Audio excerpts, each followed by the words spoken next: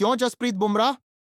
यही सवाल है जो करुण नायर और जसप्रीत बुमराह के बीच हुई बहस के बाद सोशल मीडिया पर छाया हुआ है। हाल ही में जो वीडियो सामने आया है उसमें करुण नायर बल्लेबाजी करते नजर आ रहे हैं। जब वे रन लेने के लिए बुमराह की ओर बढ़े तो दोनों के बीच एक टकराव हो गया। इस टकराव के बाद करुण नायर सॉरी कहते हुए वापस लौट गए, जबकि बुमराह उस समय गुस्से में थे और अपने गुस्से के संकेत भी दिए। सोशल मीडिया पर इस घटना को लेकर बहुत से लोग चर्चा कर रहे हैं। नायर का बचाव कर रहे हैं और कह रहे हैं कि उन्होंने जानबूझकर कुछ गलत नहीं किया। वहीं कुछ लोगों का मानना है कि बुमराह ने ज्यादा गुस्सा दिखाया। यह सवाल इसलिए भी उठ रहा है क्योंकि जसप्रीत बुमराह और करुण नायर के बीच पोस्ट मैच बातचीत का एक और वीडियो भी सामने आया है। कई लोग इस वीडियो में यह देख रहे हैं कि बुमराह करुण नायर से सवाल कर रहे हैं, जैसे कि तुमने ऐसा क्यों किया, तुमने पिच पर क्यों दौड़ लगाया। और नायर की बॉडी लैंग्वेज अधिक संतुलित नजर आ रही है, जो इस पूरे मामले को और भी दिलचस्प बनाता है।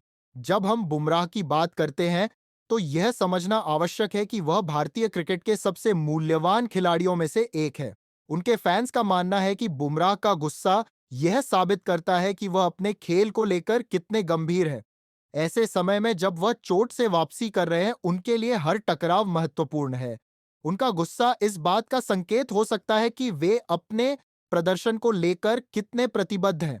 दूसरी ओर करुण नायर की वापसी के साथ ही लोग उनके प्रति भावुक हो गए हैं। उन्होंने लंबे समय बाद टीम में वापसी की है और उनके प्रशंसक चाहते हैं कि वे अच्छी प्रदर्शन करें।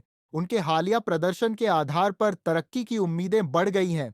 नायर के पास एक सुनहरा मौका है और सभी उन्हें सर्वश्रेष्ठ प्रदर्शन करते देखना चाहते हैं। अब कई लोग इस पूरे घटनाक्रम को लेकर बहस में पड़ गए हैं। कुछ लोगों का कहना है कि बुमराह का गुस्सा सही था, जबकि अन्य लोग इस पर सवाल उठा रहे हैं। क्या करुण नायर का टकराना अनजाने में हुआ और इसके लिए इतना गुस्सा दिखाना उचित था?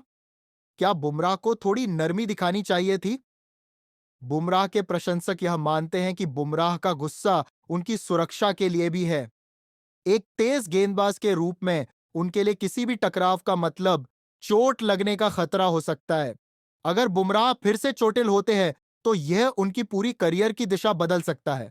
हालांकि यह भी सच है कि इन सब के बीच करुण नायर की स्थिति भी महत्वपूर्ण है।